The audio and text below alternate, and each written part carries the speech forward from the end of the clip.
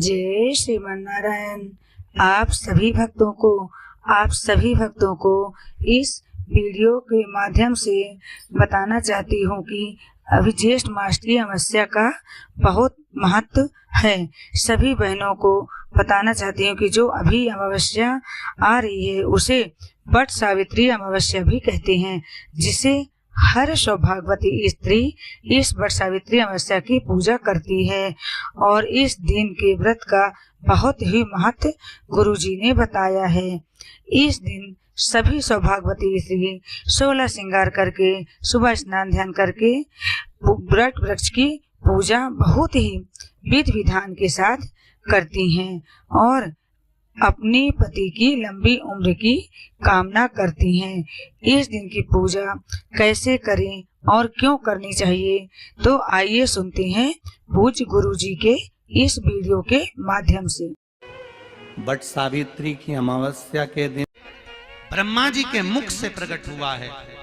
सौभाग्यवती नारियां अखंड सौभाग्य के लिए वट सावित्री का व्रत आप लोग करते होंगे, कई लोग अखंड सौभाग्य के लिए करेंगे, क्योंकि इस वट के पेड़ के नीचे भगवान विष्णु शंकर जी से विनती करे थे वर के लिए, इसलिए अखंड सौभाग्य का देने वाला जिसका प्रॉपर्टी का झगड़ा चल रहा हो, अदालत में कोई केस चल रहा हो, किसी भी चीज का केस, अदालत में अगर किसी भी चीज की अगर केस चल रहा है तो बड़ के पत्ते के ऊपर बालू मिट्टी का शिवलिंग बना, बालू रेत का, बड़ के पेड़ के नीचे ही उसकी पूजन करें, उस पे 3 चम्मच दही चढ़ा दें, अपनी मनोकामना कर कर दही चढ़ाकर उस दही को चम्मच में वापस लेकर जाए, शंकर जी की पूजन कर कर उसको विसर्जन करें। वो दही जो लेकर आए, जब अदालत कार्रवाई हो और आप केस के लिए अदालत में जाएं, उसको चंदन में मिलाकर तिलक कर कर जाइए, आपका काम विजय प्राप्त होगी, काम फतेह हो जाएगा। बटकेश्वर महादेव का स्मरण करने से कार्य की सिद्धि होती है। जिस बच्चे का एग्जाम में पास नहीं हो रहा हो, अच्छे नंबर नहीं आ रहे हो, वो भी इस दही का तिलक लगाकर जा सकता है। बटकेश्वर ऐसे भगवान शिव विराजमान हैं। 16 श्रृंगार में नारी के हाथ की चूड़ी का कलर अलग हो सकता है, चूड़ी की डिजाइन अलग हो सकती है, चूड़ी अलग हो सकती है, चूड़ी महंगी सस्ती हो सकती है, मंगलसूत्र की कीमत ऊंची नीची हो सकती है, पांव की बिछुड़ी की कीमत ऊंची नीची हो सकती है, कान के कुंडल की कीमत ऊंची नीची हो सकती है। तुम्हारे शरीर पर जितने जितने 16 श्रृंगार हैं उसकी कीमत ऊंची नीची हो सकती है। केवल मंगलसूत्र की डिजाइन बदल सकती है, नाक की लौंग की डिजाइन बदल सकती है, कान के बुंदे की डिजाइन बदल सकती है, हाथ की चूड़ी की डिजाइन बदल सकती है, पांव की पायल की डिजाइन बदल सकती है। केवल नारी के 16 श्रृंगार में एक श्रृंगार ऐसा है जिसकी कीमत जो पहले थी वही कीमत आज तक है और उसकी डिजाइन आज तक नहीं बदली। वो मांग का सिंदूर है, एक जैसी डिजाइन है और एक जैसी कीमत है।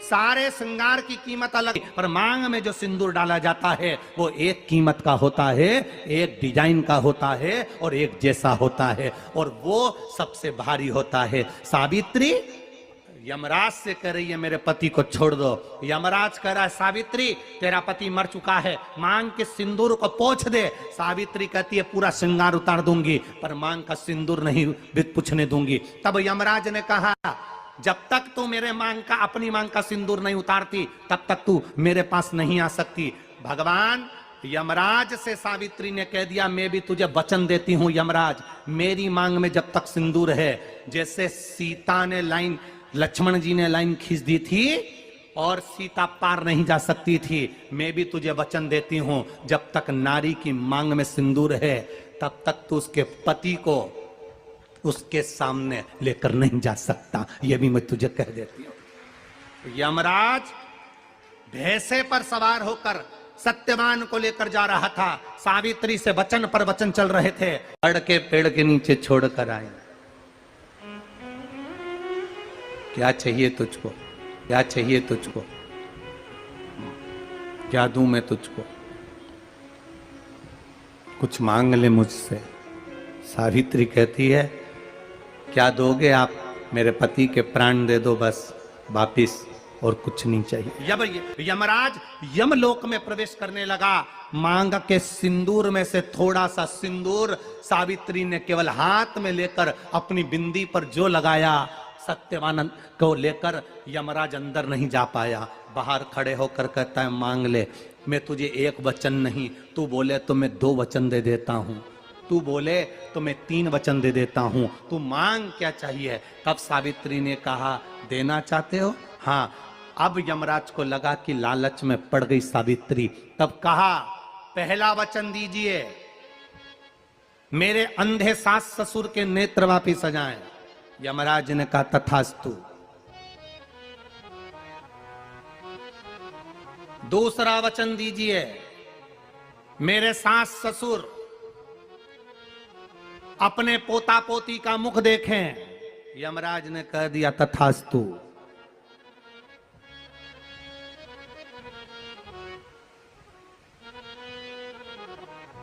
जाओ। यमराज जाने लगे, फिर आग जलने लगी। कहने लगे, अब मैं अंदर क्यों नहीं जा पा रहा हूं? सावित्री कहती है, तुमने वर दिया है, मेरे सास ससुर पोता पोती का मुख देखें, उनके बेटे को तुम ले जाओगे तो पोता पोती कहां से होगा? छोड़कर जाओ।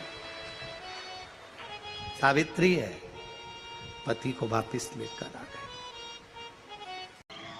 कर्जा मुक्ति के लिए सारे वृक्षों में अगर कोई श्रेष्ठ वृक्ष माना गया है तो वो बट का वृक्ष माना गया महाराज। इसलिए प्रशासनिक कार्य के लिए, मानसिक टेंशन में, परेशानियों में बटकेश्वर महादेव का स्मरण किया जाए। और यदि निवेदन करूंगा, बहुत ज़्यादा यदि आपको कर्जा हो गया है, बहुत ज़्यादा कर्जा हो गया और वो कर्जा चूक ही नहीं रहा, तो थोड़े दिन बड़ के पेड़ के नीचे आप बटकेश्वर महादेव के लिए 1 लोटा पानी, उसमें थोड़ा सा पिसा हुआ चावल पीस के गला लेना, चावल को, और पीस लेना, पीस के उस पानी में मिला लेना और मिलाकर उसमें थोड़ी सी हल्दी पिसी हुई डालकर बटकेश्वर महादेव के नाम से बड़ के पेड़ के नीचे अपनी कामना कर कर जो कर्जा हुआ है उस कर्जे का भान देते हुए, स्मरण देते हुए छोड़ दीजिए। महाराज 2 या 3 सोमवार एक ही जगह पर करना। 3 सोमवार बाद वहीं से बड़ के पेड़ की थोड़ी सी जड़ उठा लाना और उस जड़ को कोई धागे में बांधकर या तो अपने गले में डाल लो या अपनी जेब में पटक लो, उसको थोड़े दिन पटक कर रखना, लगभग 2 से 3 महीना पटक कर रखो। वो जड़ जैसे बड़का पेड़ विस्तार होता है, पानी गिरे ना गिरे, जल वृष्टि हो ना हो, गर्मी पड़े ना पड़े, उसको कोई फर्क नहीं पड़ता। बड़का वृक्ष आप रूप फैलता जाता, उसकी जड़ें अपने आप प्रबल होती है। उसी तरह ये बटकेश्वर महादेव कहीं से भी अगर जड़ आपके पास में रखी है 1 महीना, 2 महीना, 3 महीना तक, तो ये जड़ अपने आप लक्ष्मी को पकड़कर खींच कर लाती है और कर्जे से मुक्त कर देती है। बटकेश्वर महादेव। पत्नी को कभी हल्का मत समझना। सावित्री का पति शांत हो गया था, मर गया था। बड़ के पेड़ के नीचे यमराज उसको लेने के लिए आ गए और सावित्री को छोड़कर यम उसके पति के प्राण लेकर जाने लगा। सावित्री मैया अपने सात्वित्व के बल से, सावित्री अपने सात्वित्व पतिव्रता परमेश्वर के बल से यमराज के पीछे पीछे जाने लगी। यमराज आगे, सावित्री पीछे, यमराज आगे, सावित्री पीछे। यमराज ने पलट कर देखा तो पीछे सावित्री आ रही थी। सावित्री से पूछा, तू मेरे पीछे क्यों आ रही है? मेरे पति सत्यवान को तुम लेकर जा रहे हो, मेरे पति को छोड़ो। यमराज ने कहा, इसका अंतिम क्षण है, मर चुका है, जाओ नीचे उसके शरीर का अंतिम संस्कार करो, नहीं तो कोई जानवर खा जाएगा। सावित्री बोली, मैं जाने वाली नहीं हूं, मेरे पति को छोड़ो। यमराज कहते हैं, हम जिसको पकड़ लेते हैं उसको छोड़ते नहीं है। यमराज लेकर जाने लगे। सावित्री और पीछे चली, सामने यमलोक था, अंदर सावित्री जाने लगी तो यमराज ने रोक दिया, रुक, कहां जा रही है तू, अंदर क्यों प्रवेश कर रही है, मेरे पति सत्यवान को छोड़ दो। यमराज प्रसन्न होकर बोले, सावित्री आज मैं प्रसन्न हो गया तुझ पर, क्योंकि तू मेरे दरवाजे तक आई है, मांग तुझे क्या चाहिए। सावित्री कहती है, मुझे 2 वर दे दो, मुझे 2 वर दे दो। अब तो यमराज प्रसन्न हो गया, ये अपने पति को भूल गई, इसने अपने पति को छोड़ दिया, ये अपने पति को भूल गई, इसने अपने पति को छोड़ दिया।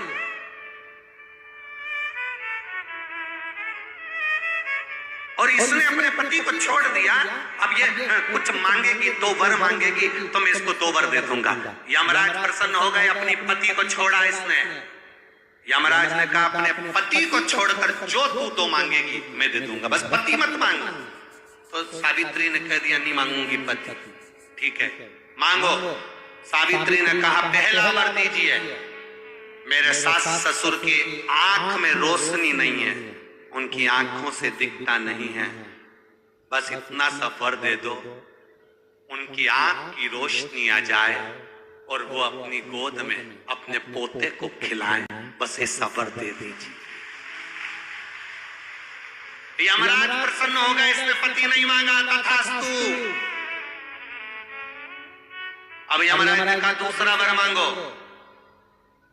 सावित्री बोली, दूसरा वर दे दीजिए, मेरे सास ससुर आज तक कोई तीर्थ करने नहीं गए, मेरे सास ससुर का जो बेटा है वो उनको तीर्थ कराए, बस ये व्रत दे दो। यमराज ने कहा, इसने अपने पति को नहीं मांगा, तथास्तु। अब यमराज ने कहा, जा सावित्री के कहां जाऊं, आपने कहा था मेरे सास ससुर जब आंखों से रोशनी पाए अपने पोते को खिलाएं, पति तुम ले जाओगे तो पोता आएगा कहां से, पति तुम ले जाओगे पोता कहां से आएगा। और यदि मेरे सास ससुर के बेटे उसको तीर्थ कराएं तो मेरा पति अगर तुम ले जाओगे तो उनका बेटा ही तो है, तीर्थ कराएगा कौन। यमराज प्रसन्न हो गया, उसने उस सत्यवान को वापिस लौटा दिया। वो सत्यवान सावित्री। तो जितने भी यहाँ पर मेरे जीजा होन बैठे हैं और जितने आस्था चैनल पर कथा सुन रहे हैं, जितने मोबाइल पर कथा सुन रहे हैं, तुम अपनी पत्नी को कभी हल्के में मत लेना, बिल्कुल हल्के में मत लेना। तुमसे ज्यादा बल व्रत का, उपास का, भजन का ज्यादा बल, तुमसे ज्यादा बल इनके पास रहता है। तुम सोचो कि बोल रहे हो कि मैं मंदिर में हूं, उसको बिना घंटी के घंटी बजती है दिमाग, वो तुरंत पहचान जाता है, तुरंत। अपने पति को धर्म पत्नी अच्छे से जानती है कि ये झूठ बोल रहा है, ये गलत बोल रहा है, तो भी वो उसको स्वीकार करती है।